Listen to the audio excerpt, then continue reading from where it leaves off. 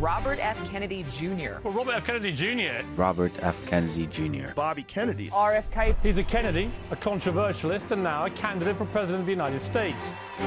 RFK Jr.'s statement on issues like vaccines and public health have critics calling him a conspiracy theorist. Well, is RFK Jr. a good guy or a bad guy? And does he have any chance of being the next president of the United States? He certainly has the pedigree. His uncle was President John F. Kennedy, and his father was Bobby Kennedy, who became a liberal icon. He's also well-liked by much of the American public.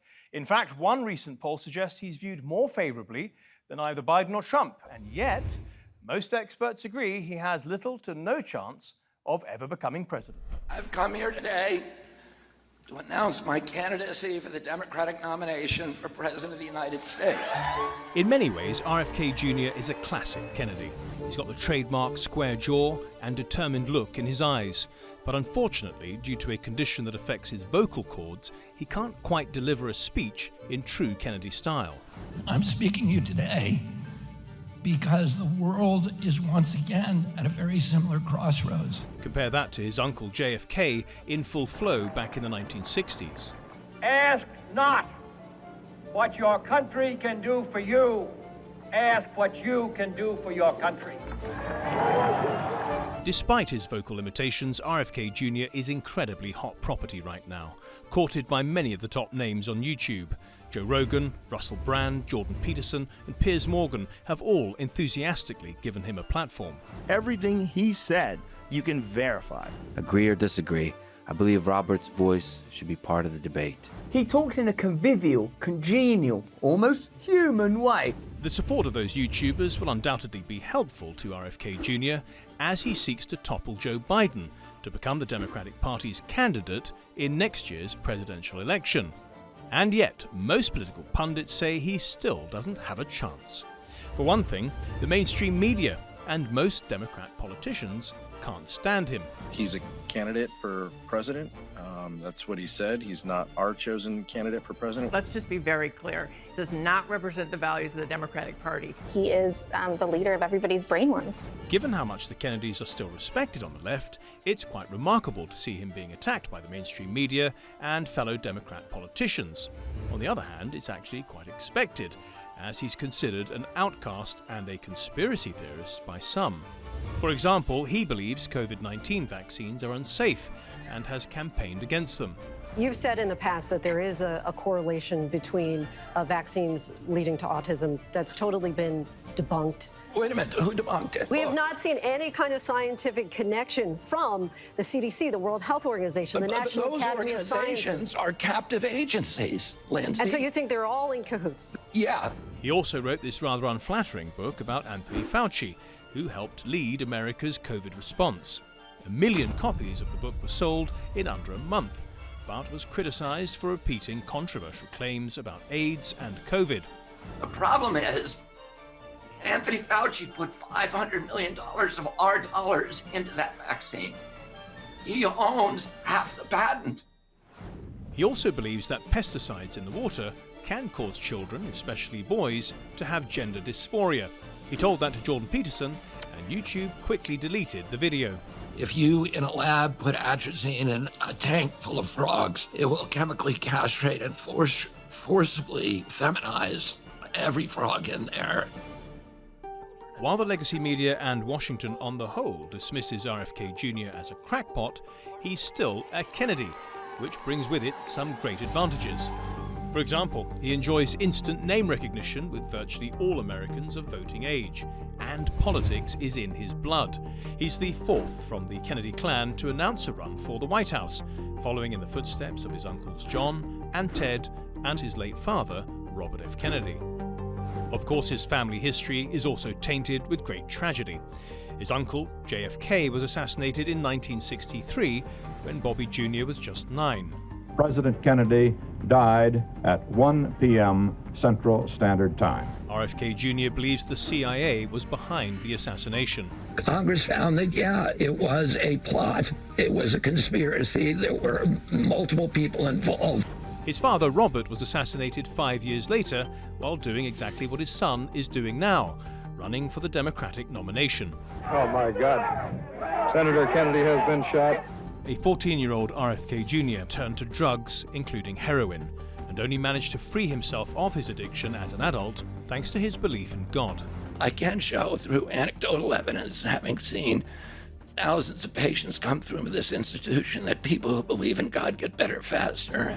Despite a tragic childhood and troubled young adulthood, RFK Jr. has been an achiever. He graduated from Harvard and LSE and became a lawyer and environmental activist, successfully challenging companies in the court for polluting the planet. When I was 8 years old, I wrote a letter to my uncle, President Kennedy, who was then in the White House, asking to talk to him about pollution issues.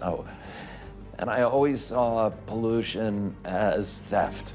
Once upon a time, RFK Jr. was praised for his environmental work and commitment to other traditionally Democratic Party causes. But today, the man who describes himself as a Kennedy Democrat finds he's a party pariah, with completely different views to the AOCs and Ilhan Omers of this world. For example, he actually believes America should control its border with Mexico. No country can survive if it can't control its borders. For these views and others, liberal media outlets in America have branded RFK Jr. the new Donald Trump. In fact, it's just possible they dislike him even more. There's never been a candidate for president the media hated more than Robert F. Kennedy Jr.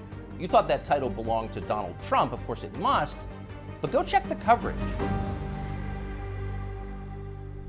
Let's hear from Tony Lyons, owner of Skyhorse Publishing, which published the Bobby Jr. book, The Real Anthony Fauci. Okay, so Tony, thank you so much for coming on the program. Let me just say that this program is about introducing your client to a global audience, and some of them will never have even heard of him. What kind of a man is RFK Jr.? So I think that people should look at Bobby Kennedy in the context of what he's done over the last 40 years. So he has been fighting big corporations and government agencies to keep them from being dishonest, to stop their corruption, to stop their greed at the expense of the health of the people of this country and the welfare of the people of this country. So, he's brought more than 500 lawsuits. That's what he spent most of his life doing. And so that, I think, is a lot of the context of, where he starts from. And he believes that the U.S. government has become incredibly corrupt, that the corporations have taken over government agencies, that even in many cases, they're responsible, as in the case of the FDA, they're responsible for the majority of the funding of a government agency. And that comes with a lot of power. So he wants to decouple that and have these agencies work for the people of the United States. So that's a big part of the backdrop.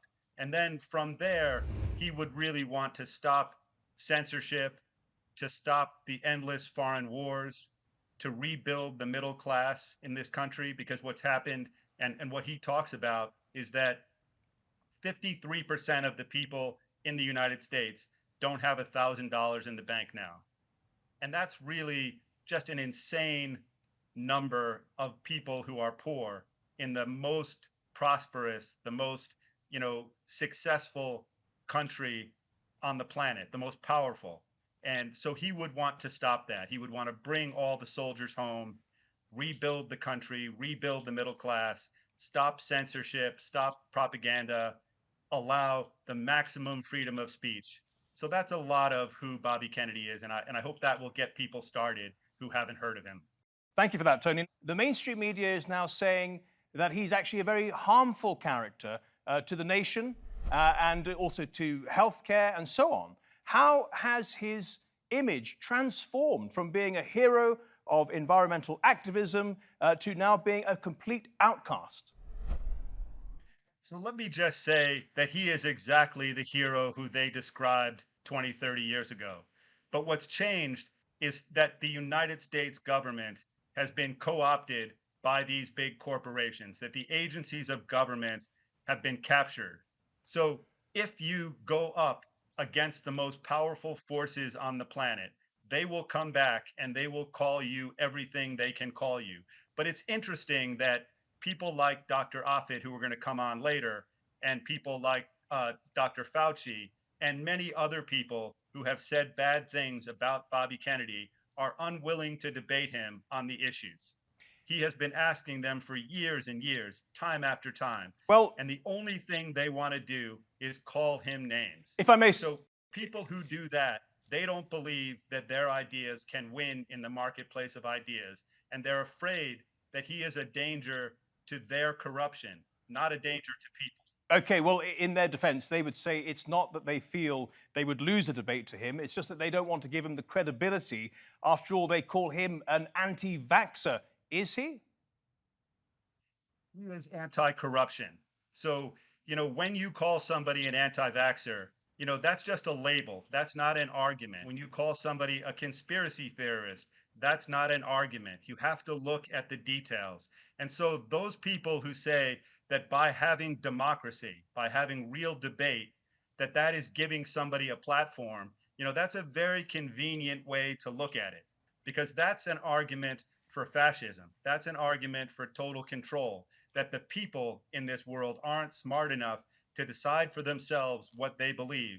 And the big corporations controlling the US government are going to tell us what to do, what to think, what to eat, what to put into our bodies in all kinds of ways, which drugs to take. So I think people can make decisions for themselves if information isn't kept from them.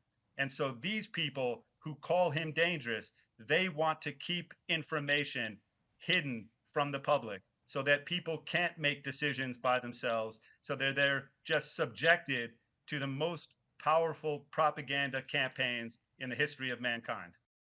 Vaccine experts, healthcare experts have said that RFK Jr. linking vaccines to autism, amongst other illnesses and other neurological problems, is irresponsible, dangerous, simply not true. And Russ Baker, the investigative reporter who has written many articles about RFK Jr., says that RFK Jr. and the book that you helped publish, The Real Anthony Fauci, not only misquotes sources, but it deceptively joins quotes together to mislead the reader. How do you respond to that? Well, I think it's fascinating to hear something like that. This is a book that has 2,194 citations. It's got dozens of blurbs from doctors and lawyers and scientists, even a Nobel Prize winning scientist. So this is real science, and science needs to be debated. Science is not something that's fixed. So when somebody says that, I say, show us where Bobby Kennedy got it wrong. And that's what he says. And he wants to go on television, make his argument. He wants to debate Dr. Fauci. He wants to debate all of these people who disagree with him. And they are afraid of debate.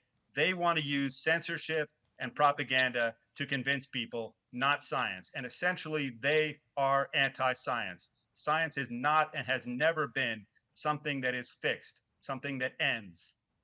Let me ask you about the fear of assassination that he expressed during an interview recently. I think it was with Joe Rogan. First of all, can you tell me a bit about that? Is there any basis for him to fear being assassinated? And if so, is there any concern that the CIA might be part of that plot? So what I've seen, and I've known Bobby Kennedy for many years, is that he's the bravest man I've ever met. So he's gone up against the most powerful corporations and the most powerful government agents, or most powerful government agencies in the history of the world. So he has been risking everything for decades to get to the truth, to tell people the truth, and to try to, make sure that drugs are safe, that the environment is safe, that the government is honest. So I don't think he's afraid of anything. He's much more afraid of living in a world where you can't get the truth. Tony Lyons, thank you so much.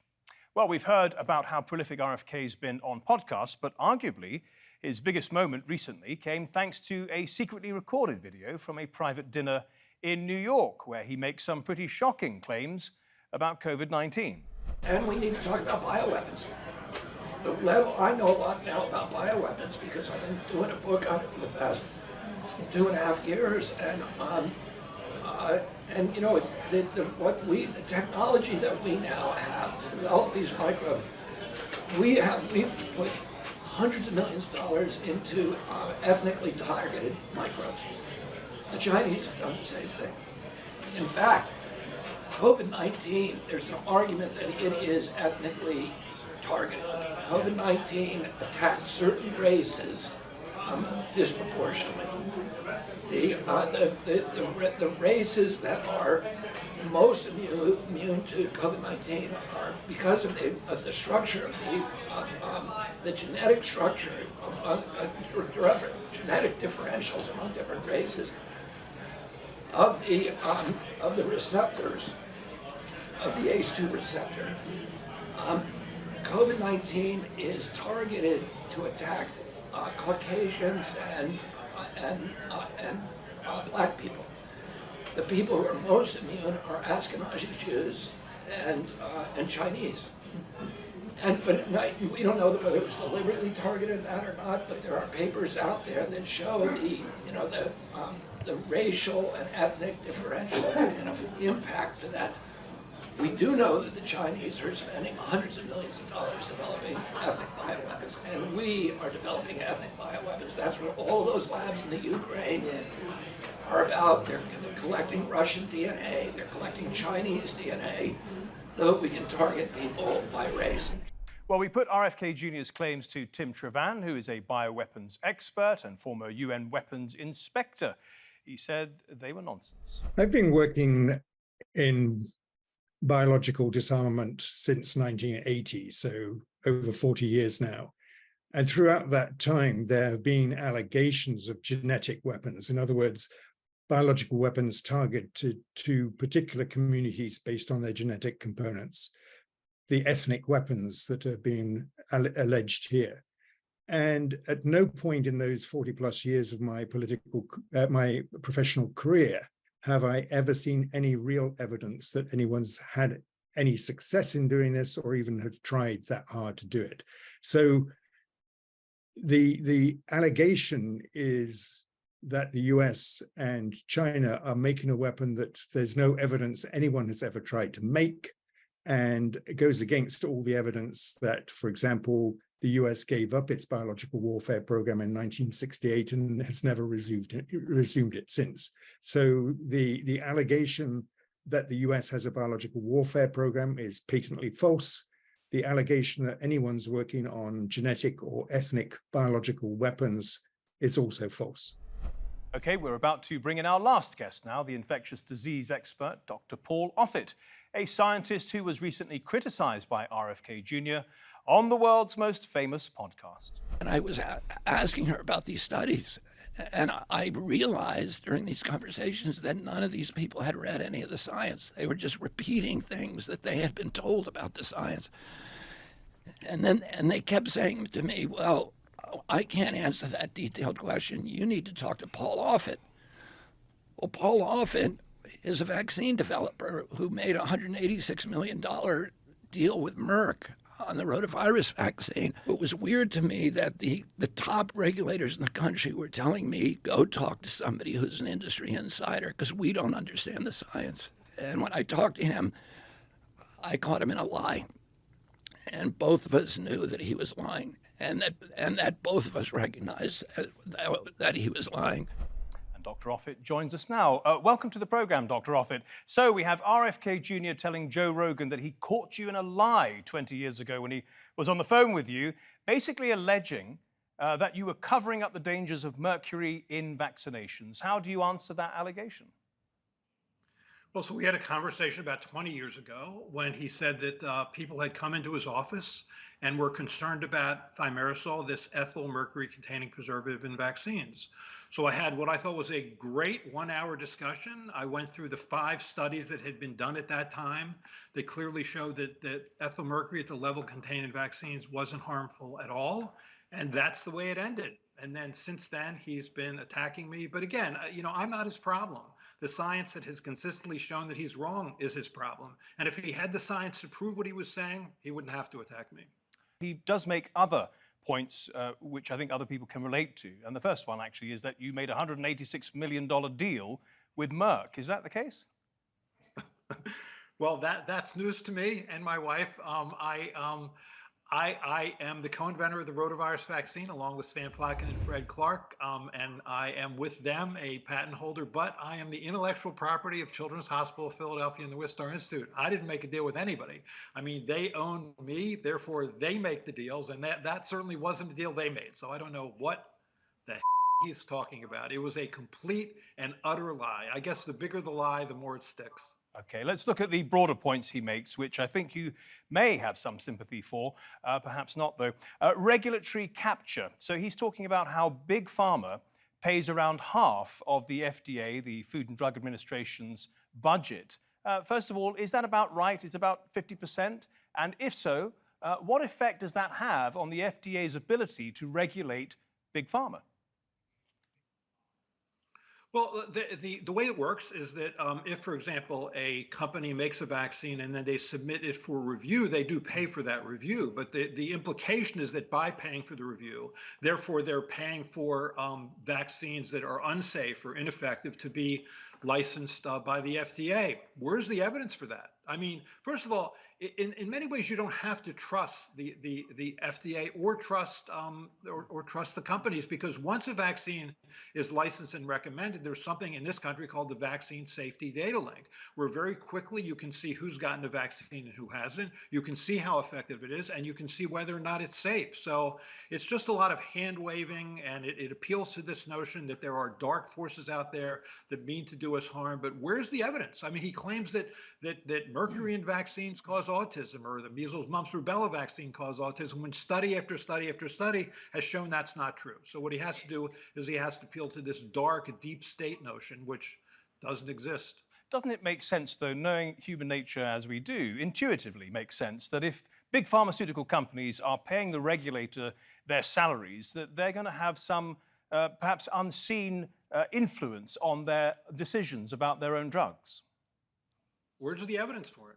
Where's the evidence that once these products are out there that they're unsafe or ineffective? Because study after study is done looking at that. Yeah. So the implication is that they're buying the FDA, but once those vaccines are out there, they're thoroughly tested and for safety and efficacy. So there is no evidence to support that claim. He draws a comparison to his work as a environmental advocate, as a lawyer, when he would take companies to court and he would find out that they had undue influence on the Environmental Protection Agency. And he's saying the exact same thing happens with the Food and Drug Administration. Well, it doesn't, because again, there are systems in place in this country, the Vaccine Adverse Events Reporting System, the Vaccine Safety Data Link, which are an excellent monitoring of those vaccines. Look at, for example, the COVID vaccine. So the COVID vaccines were tested in 40,000 or 30,000 people for the Moderna and Pfizer product, and then they were released into the general public. Very quickly you found that they were a rare cause of something called myocarditis, which is inflammation of the heart muscle. And it was rare, it was about 1 in 50,000, but it was real, and it was very quickly picked up by these post-licensure pharmacovigilance systems. So there are systems in place to pick up problems, and there is, one, there's no evidence for undue influence, and two, if he's saying there's undue influence and that has resulted in products that are harmful, where's the evidence that they're harmful? Why? Because he claims that they cause autism when they don't. The big companies that make the vaccines, why were they made exempt from litigation? They're not exempt from litigation. You can always sue pharmaceutical companies. You just have to go through the Vaccine Injury Compensation Program first. And if you're uncomfortable with the decision or with the amount of the decision, you can then directly sue pharmaceutical companies. In fact, Robert F. Kennedy Jr. himself has sued pharmaceutical companies, so that too is a lie. He makes the argument that since they're free from litigation, that, you know, it's just a gold mine for them. But look at the way this is played out. In 1955, there were 27 companies that made vaccines for American children. In 1980, that number went down to 18, and today it's 4. If this is such a gold mine, such an unrestricted gold mine, how come most pharmaceutical companies have abandoned vaccines? Well, just a final point then. RFK Jr. points to the fact that people trust Big Pharma less because they look at the vast sums of money that they've paid out over drugs that have hurt people, billions and billions of dollars, and have caused the opioid crisis and have had to admit culpability there. Why should we trust Big Pharma? Well, again, my area is vaccines. Vaccines are something you give once or just a few times in a lifetime. They can never compete with these major drugs like opioids, for example, that it could be given every day, and that's why most companies don't make vaccines. So the incentive for making a vaccine is much less for these companies. And again, there are systems in place to make sure these vaccines are safe and effective. I'm not saying that pharmaceutical companies should be free from scrutiny. Obviously, pharmaceutical companies have done things that have been aggressive or unethical or illegal. But what I'm saying is there are in place systems in this country where you don't have to trust pharmaceutical companies, because if they're making a product that's unsafe or ineffective, that will very quickly be found out. Dr. Paul Offit, thank you so much for your contribution to the Nexus today. Much appreciated. And thank you at home and on your phones for watching. If you want to see this episode or any of our previous episodes, do go to our channel on YouTube. Just type in Nexus TRT World. Until next week then, goodbye.